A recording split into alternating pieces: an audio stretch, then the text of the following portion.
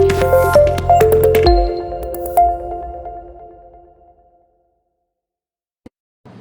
बच्चों, कैसे हैं आप लोग। आज के इस वीडियो में हम लोग अपना क्लास 10 का चैप्टर 1 स्टार्ट कर रहे हैं, रियल नंबर मैथमेटिक्स का। अभी तक हम लोग सब जूनियर क्लासेस में आप लोग पढ़ते आए हैं। क्लास 10 में सब कुछ सम अप होता है, इतना तो अभी आपको समझ आ ही गया होगा। सम अप होता है मतलब 6, 7, 8, 9 और 10 तो होता ही होता है। तो 6, 7, 8, 9 में हम लोगों ने क्या पढ़ा था मैथ्स में? आप लोगों ने पढ़ा था even number, odd number, natural number, whole number, composite number, coprimes, ये सब पढ़े थे, है ना। 9th क्लास में रेशनल इरेशनल के बारे में भी बात की गई थी। 8th क्लास में भी बात की गई थी, रेशनल नंबर्स का एक चैप्टर था। तो रियल नंबर्स एग्जैक्टली है क्या? चलिए स्टार्ट करते हैं। सबसे पहले इस चैप्टर का इंट्रोडक्शन आपको दिया जाएगा।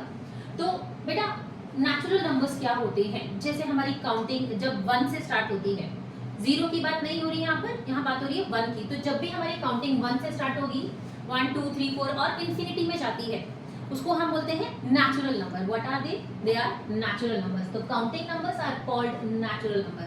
एंड यहाँ पर क्या हमारा 1, 2, 3 से काउंटिंग स्टार्ट हो रही है। होल नंबर्स क्या होते हैं? जब काउंटिंग में 0 भी आ गया तब बोला गया ये तो काउंटिंग हमारी कंप्लीट हो गई, तो ये होल बन गया, होल कॉन्सेप्ट बन गया। ठीक है, तो 0 along with all natural numbers are together called whole number. तो काउंटिंग 0 से इंफिनिटी तक जब हमारी जा रही है, they all are whole numbers.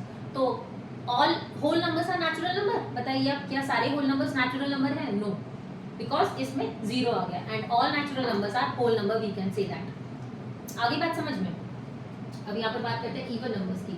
Even number हमारे नेचुरल नंबर होते हैं और किस फॉर्म में इनको रिप्रेजेंट किया जाता है? 2n। n क्या है?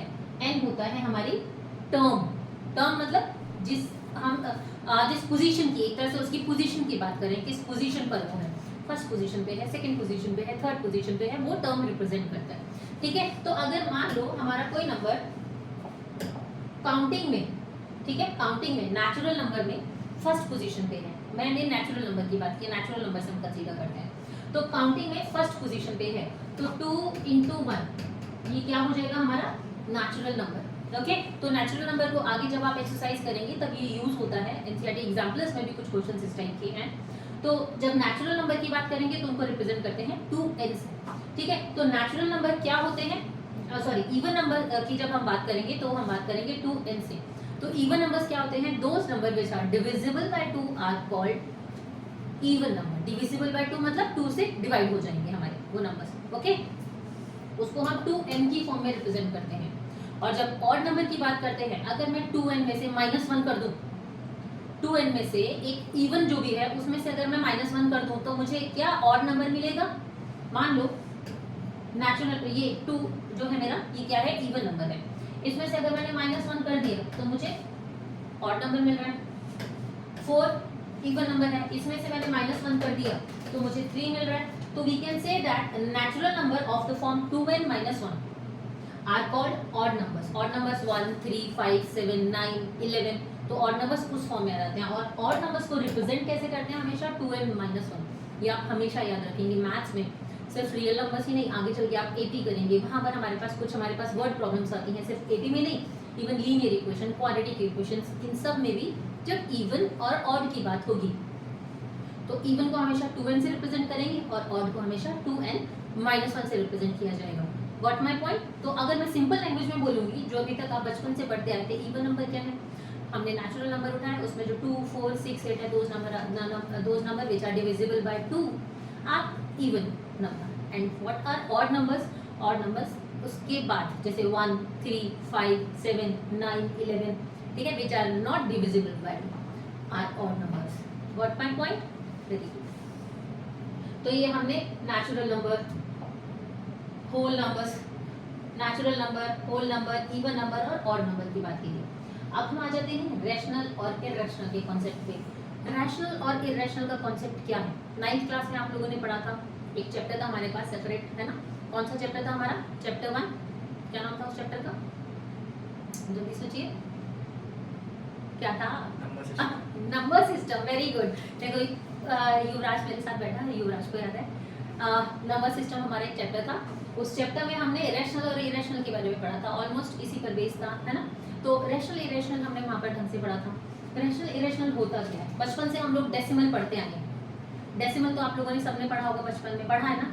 देखो अब डेसिमल हमारा दो टाइप का होता है, कभी भी हमें आंसर मिले तो दो तरह से मिले, या तो हमें रिमाइंडर मिला, जीरो मिल गया रिमाइंडर, है ना। जैसे कि मैंने मान लो 8 से डिवाइड किया तो 2 4 जा, यहाँ पर मुझे सिंपली रिमाइंडर जीरो मिल गया। लेकिन कुछ टर्म्स होती हैं जिसमें हमें रिमाइंडर नहीं मिलता है। जैसे लेट अस सपोज मैंने 7 और 3 को मैं करती हूँ, ठीक है।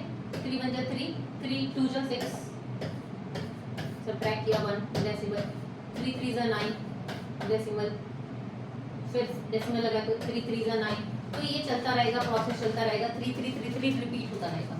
रिमाइंडर तो जीरो नहीं मिल रहा हमें यहाँ पर, कहीं रिमाइंडर जीरो मिला नहीं। ये क्या आ जाता है हमारा, जब हमें रिमाइंडर नहीं मिल रहा जीरो, तब ये हमारे दो पार्ट्स में डिवाइड होते हैं। यानी कि जिनका रिमाइंडर जीरो मिल गया वो तो हमारे टर्मिनेटिंग हो गए, लेकिन जो डेसिमल के बाद भी आगे जा रहे हैं उनमें भी दो कंडीशंस आती हैं। फर्स्ट कंडीशन आती है कि या तो डेसिमल के बाद की वैल्यू रिपीट होती रहेगी, जैसे यहाँ पर रिपीट हो रही है हमारी 2.33333 आती जा रही है ना, एंडलेस चलेगा ये। और एक आती है हमारी रिपीट नहीं होती है, डिफरेंट वैल्यूज हमें मिलती जाती हैं, ठीक है। जैसे पाई की वैल्यू होती है 3.14, आगे भी उसकी डिजिट बहुत आगे तक जाती है, एंडलेस वैल्यूज होती हैं उसकी, ठीक है। तो दे आर नॉन रिपीटेड। तो जिनकी वैल्यूज, जैसे अभी मैंने यहाँ पर एक एग्जांपल दिया था इसका, यहाँ पर 2.3333 आ रहा है तो ये रिपीट हो रहा है, तो they will called repeating numbers, right. तो जो टर्मिनेटिंग और रिपीटिंग होते हैं, टर्मिनेटिंग और रिपीटिंग ये क्या होंगे, रेशनल होंगे।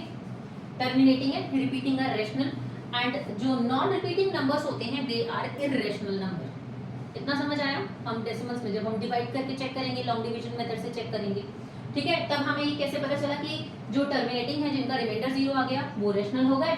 जो रिपीटिंग है, डेसिमल के बाद सेम वैल्यू ही रिपीट होती जा रही है, वो क्या होंगे, रेशनल होंगे। और जब हमारी डेसिमल के बाद नॉन रिपीटिंग आ रही है वैल्यू, यानी कि कुछ भी नंबर मिलते जा रहे हैं फ्रीक्वेंटली 1 4 5 6 7 8 9 3 2 1 7, ऐसे करके कुछ भी रिपीट नहीं हो रहा है, लेकिन बस चलता जा रहा है, चलता जा रहा है, चलता जा रहा है, तो they all were non repeating. उन सबको हम इररेशनल बोलते हैं, ठीक है।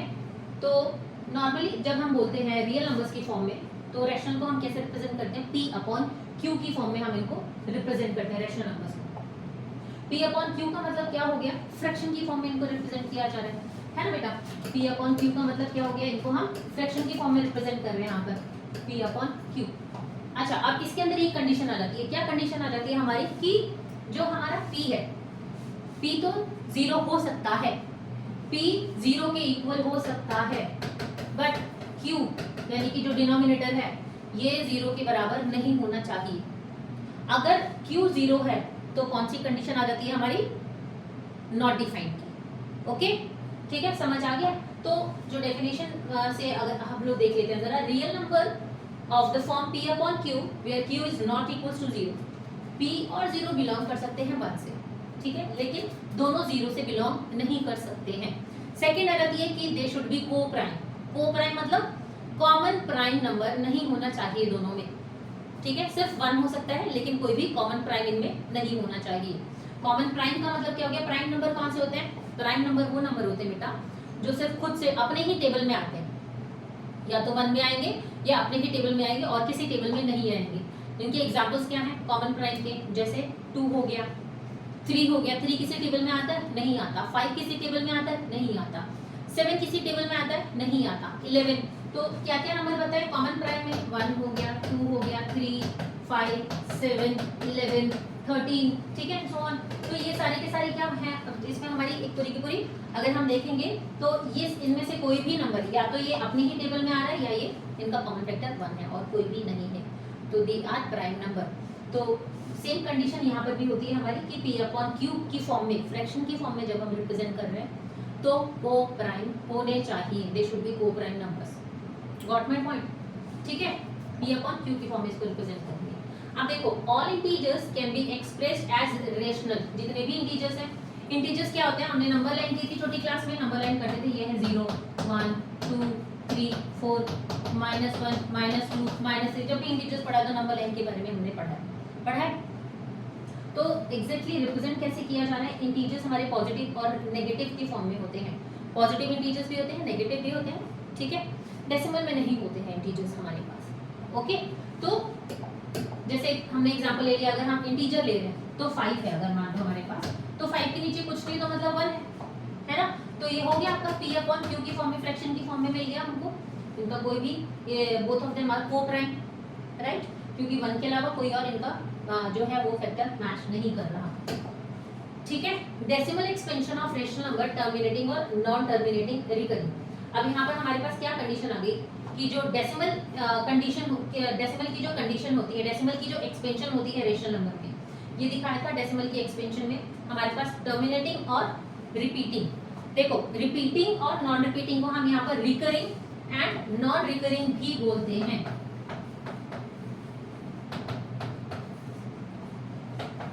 Recurring and non recurring. यहाँ पर जो डेसिमल एक्सपेंशन होती है हमारे रेशनल नंबर की, टर्मिनेटिंग या नॉन टर्मिनेटिंग और रिकरिंग होनी चाहिए। ये जस्ट अभी आपको बताया था। रेशनल नंबर में हमारे पास कौन कौन से रेशनल नंबर हुए, आप एक बार रिकॉल कर लो। एक हो गया टर्मिनेटिंग और एक हो गया नॉन टर्मिनेटिंग में कौन सा वाला, रिपीटिंग। ठीक है, रिपीटिंग कौन सा, रिकरिंग। ठीक है, अब इरेशनल नंबर्स की बात कर रहे हैं। देखो जो भी रियल नंबर जिनको कि हम p अपॉन q की फॉर्म में रिप्रेजेंट नहीं कर सकते हैं। अब आप मुझे एक चीज बताओ, जैसे हमने बात की थी यहाँ पर नॉन टर्मिनेटिंग में नॉन रिपीटिंग की। नॉन रिपीटिंग में तो वैल्यूज आगे तक जाए जा रही है, एंडलेस टर्म्स है। क्या उसमें हम डिनोमिनेटर लिख सकते हैं, उसको कुछ लिख ही नहीं सकते। अगर मान लो कि मेरे पास कोई वैल्यू है 3.148752321678 ऐसे करके कोई टर्म चलती जा रही है, तो क्या मैं इसका डेसिमल अरेंज करके इसको फ्रैक्शन में रिप्रेजेंट कर सकती हूँ? नहीं कर सकती। अगर मान लो मेरे पास एक सिंपल वैल्यू है, लेट अस सपोज 3.14 है, तो I can write it as 314 upon 100। But अगर ये एंडलेस टर्म है तो भाई कहीं तो रुकेगी, तभी तो मैं इसको फ्रैक्शन में रिप्रेजेंट कर पाऊंगी। तो जब उसको फ्रैक्शन में नहीं रिप्रेजेंट कर पा रही, तो क्या वो हमारा रेशनल नंबर होगा? क्योंकि रेशनल नंबर की कंडीशन क्या थी कि उसको p अपॉन q की फॉर्म में होना चाहिए। ठीक है, तो जिनको हम p अपॉन q की फॉर्म में यानी कि फ्रैक्शन की फॉर्म में रिप्रेजेंट नहीं कर सकते हैं, वो डेसिमल एक्सपेंशंस या नॉन, उनमें जो डेसिमल एक्सपेंशंस होती हैं वो नॉन टर्मिनेटिंग और नॉन रिकरिंग होती है। ठीक है, समझ आ गया? तो जैसे रूट्स होते हैं हमारे √2, √3, √5, ये हमारे इरेशनल हैं। अब आप बोलोगे मैम रूट में तो हमारे पास बहुत सारी वैल्यूज होती हैं, √2 हमें कैसे पता चलेगा, √2, √3, √5, तो √4 क्यों इरेशनल नहीं है? Why √4 is rational number? ये माइंड में आ रहा होगा अभी कॉन्सेप्ट, है ना। देखो बेटा, अगर हम इसकी बात करेंगे तो हमारे पास √4 का परफेक्ट स्क्वायर होता है 2 × 2, तो रूट का साइन हमारा हट जाएगा। बट क्या √2, √3, √5 इसमें मिलेगा हमें कोई परफेक्ट स्क्वायर? इनका नहीं मिल सकता ना। ठीक है, तो इसीलिए ये क्या हो गया हमारे इरेशनल नंबर। ओके, बात समझ आई? कोई डाउट, कोई प्रॉब्लम हो तो आप कमेंट्स में मेंशन कीजिए। ओके, तो जैसे यहाँ पर √2 है, अगर √2 को हम लिखेंगे तो देखो √2 की जो वैल्यू होती है 1.41421356 एंड सो ऑन, आगे तक जाएगी। तो कहीं पर रिपीटिंग है ये नहीं है। वही √3 की अगर हम बात कर रहे हैं तो √3 में 1.7320508075 एंड सो ऑन, आगे तक जा रही है। रिपीट तो कहीं पर भी नहीं हो रहा। वैसे √5 में 2.23606774749 एंड सो ऑन, तो यहाँ पर भी ये रिपीट तो कहीं नहीं हो रहा। तो इसीलिए ये क्या है, हमारे इरेशनल नंबर है। ठीक है, ये हमारे कौन सी टर्म्स हो गई, non terminating non recurring.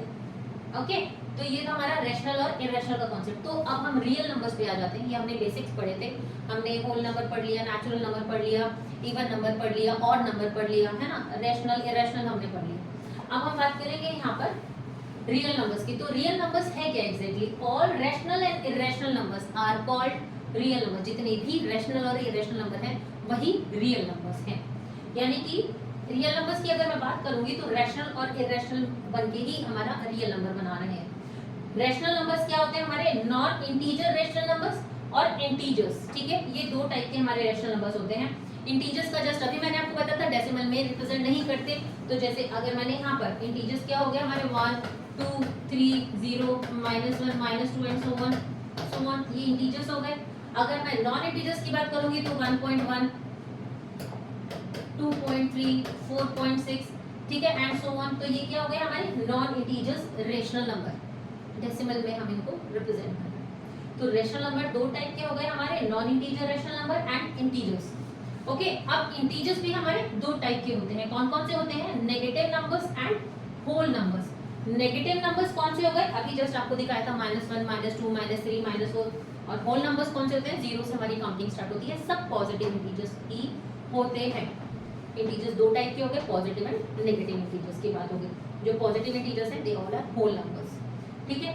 Whole number भी हमारे दो टाइप के हो गए, 0 से जो स्टार्ट होती है काउंटिंग, एक तो वो हो गई, और नेचुरल नंबर भी उसी के अंदर आ गए, 1 से स्टार्ट हो रही है, ठीक है। तो ये पूरा का पूरा कॉन्सेप्ट, ये सब क्या है हमारे, यहाँ पर पूरी की पूरी बात रियल नंबर की हो रही है। तो अब तक जो भी हम लोग बचपन से आपको पढ़ाते आए हैं, जो अलजेब्रा आपने पढ़ी है, उसमें सब के सब रियल नंबर्स आ जाते हैं। हमारी पूरी की पूरी अलजेब्रा जो है वो सिमट के रियल नंबर्स के अंदर आ गई। गॉट इट, समझ आ गया। तो ये था इंट्रोडक्शन रियल नंबर्स का। अब हम थ्योरम्स की बात करेंगे। अच्छा, कंपोजिट नंबर है गए। कंपोजिट नंबर क्या होते हैं, देखो अभी आपको बताया था इवन नंबर और odd numbers, even number odd numbers के बारे में। इवन नंबर्स कौन से नंबर होते हैं, those number which are divisible by 2, है ना। तो इनके फैक्टर्स भी होंगे ऑब्वियसली, अगर 2 से डिवाइड हो रहे हैं, 2 को छोड़ के अगर मैं 4 की बात करूं तो 4 के फैक्टर्स होंगे 1 2 एंड 4, ठीक है। 6 ले लिया तो 1 2 3 एंड 6, ये सब इसके फैक्टर्स हो गए।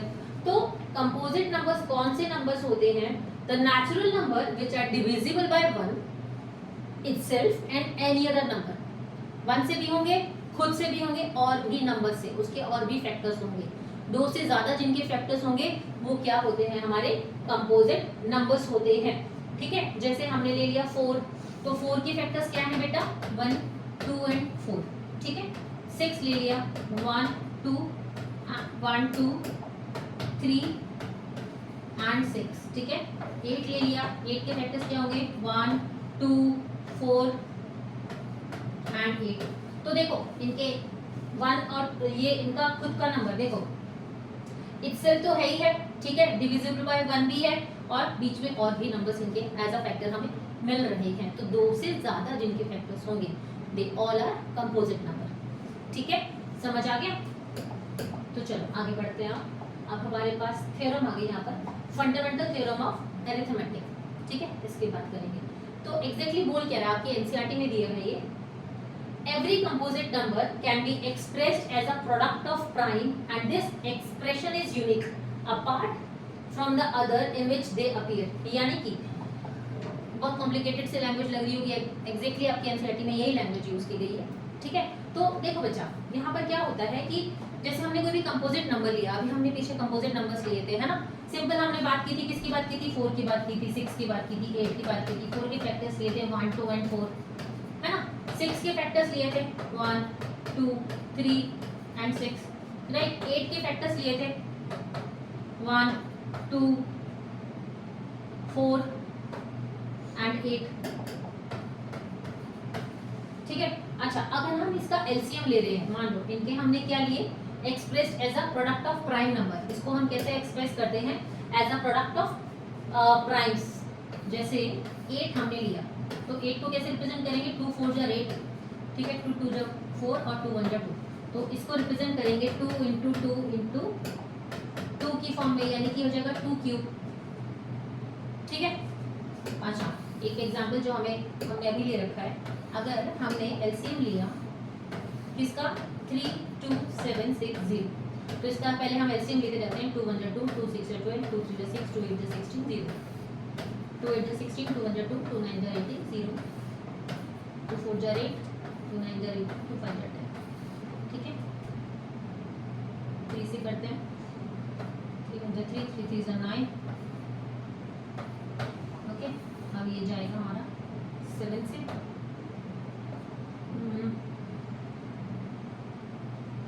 13 से कर लेगा, ठीक है। अब हमें मिला है यहाँ पर 105,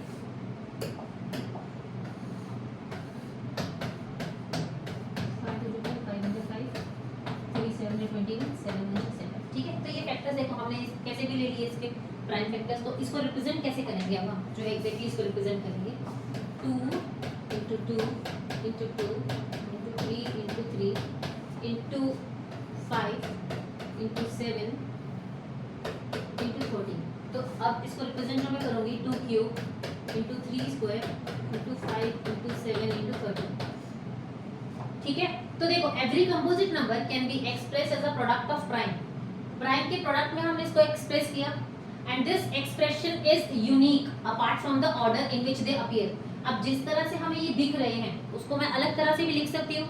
जैसे ही हमने इसको असेंडिंग ऑर्डर में अरेंज किया, असेंडिंग ऑर्डर में अरेंज करने के बाद हमने इसकी एक यूनिक रिप्रेजेंटेशन की। यहाँ पर इनकी पावर जैसे 2 की पावर 3 मिल रही थी, 2 की पावर 3 हो गई, 3 की पावर 2 हो गई, ठीक है। 2 क्यूब 3 स्क्वायर 5 इंटू 7 इंटू 13। तो जब इसको ऐसे रिप्रेजेंट किया, ठीक है, तो एग्जैक्टली इस थ्योरम में यही चीज़ बोली जा रही है कि हम इसको कैसे भी रिप्रेजेंट करें, वो हम किसी भी ऑर्डर में हम इसको रिप्रेजेंट कर सकते हैं, कोई प्रॉब्लम नहीं होती है, ठीक है। आ गया समझ? ओके, तो चलो बच्चों स्टार्ट करते हैं क्वेश्चन नंबर 1 एक्सरसाइज 1.1 का। ओके, तो क्वेश्चन नंबर 1 में हमें बोला है express each number as a product of its prime factors. हमें हर एक नंबर को उसके प्राइम फैक्टर्स के प्रोडक्ट की फॉर्म में रिप्रेजेंट करना है, ठीक है। तो एलसीएम इसमें हम करेंगे, प्राइम फैक्टर्स निकालने हैं। तो अगर 140 को मैंने सॉल्व किया, 2 7 जा 40 और 0 एज इट इज आ गया, 2 3 जा 6,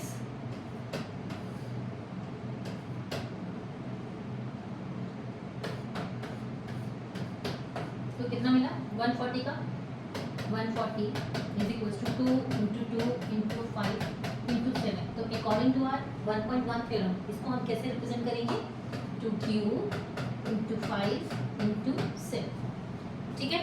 आगे समझ? सेकेंड पार्ट कर लेते हैं आप। सेकेंड हमें क्या गिवन है 156, तो 156 को करेंगे 2 7 जा 40, 2 इंटू 16, 3 3 जा 9 एंड 13 1 जा 30, ठीक है। तो इसके नंबर्स हमें क्या मिले 2 इंटू 2 इंटू 3 इंटू 13, यानी कि इसको कैसे रिप्रेजेंट करेंगे हम लोग 2 स्क्वायर इंटू 3 इंटू 13, ठीक है। ओके, चलो थर्ड पार्ट कर लेते हैं। वीडियो को पॉज करके आप इसे नोट डाउन करते रहेंगे साथ के साथ, ठीक है। तब तक हम थर्ड क्वेश्चन पे आ जाते हैं जल्दी से। थर्ड पार्ट है हमारा 3825 3825। तो 3 का डिविजिबिलिटी रूल याद है आपको? 3 का डिविजिबिलिटी रूल देखो, 2 का डिविजिबिलिटी रूल होता है हमारा कि हमारे जो यूनिट प्लेस में, जो वंस प्लेस में वैल्यू है वो सब इवन होनी चाहिए।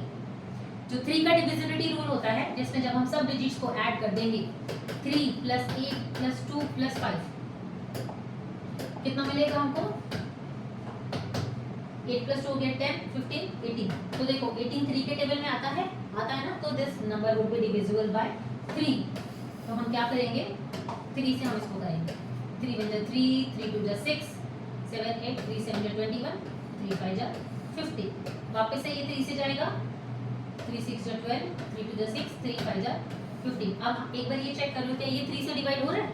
5 + 2 7 7 + 6 13 तो 3 के टेबल में नहीं आता, तो हम इसे 5 से डिवाइड करते हैं। 5 1 जा 5 5 2 जा 10 5 5 जा 25 5 2 जा 10 5 5 जा 25 5 5 जा 25 एंड 5 1 जा 5। तो हमें क्या मिला बेटा इसमें? हमें मिला 3 इंटू 3 इंटू 5 इंटू 5। 5 देखो कितने टाइम्स मिल रहा है 1 2 3 4 5 इंटू 5। तो कितना मिला हमें 3 square into 5 raise to the power 4, ठीक है। समझ आ रहा है? Okay, come to the next part. It's 5005, ठीक है। जब इसका हमने प्राइम फैक्टराइजेशन किया तो पहले तो ये 5 से जा रहा है, 5 1 जा 5 5 1 जा 5 5 1 जा 5। अब ये किससे होगा? ये होगा, एक बार हम चेक कर लेते हैं 7 से, इसमें 7 1 जा 7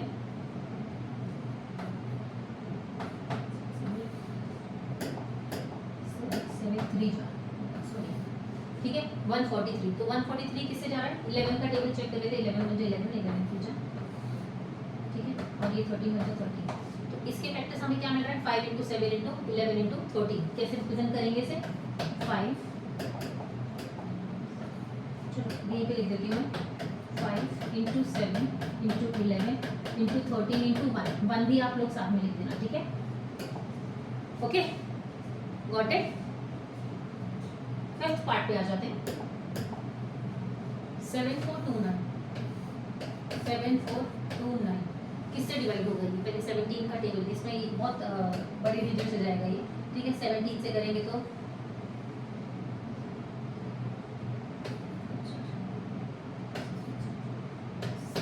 437। अब 437 किससे जाएगा, 19 के टेबल से जाएगा, 3 ठीक है 23, और 23 हमारा प्राइम नंबर है। तो 7 4 2 9 के फैक्टर्स हमें क्या मिले, 17 इंटू 19 इंटू 23 इंटू 1। ओके, तो ये था हमारा फर्स्ट पार्ट। नेक्स्ट वीडियो में हम लोग अपना सेकेंड क्वेश्चन डिस्कस करेंगे। ओके, फटाफट से ये नोट डाउन कर लीजिए।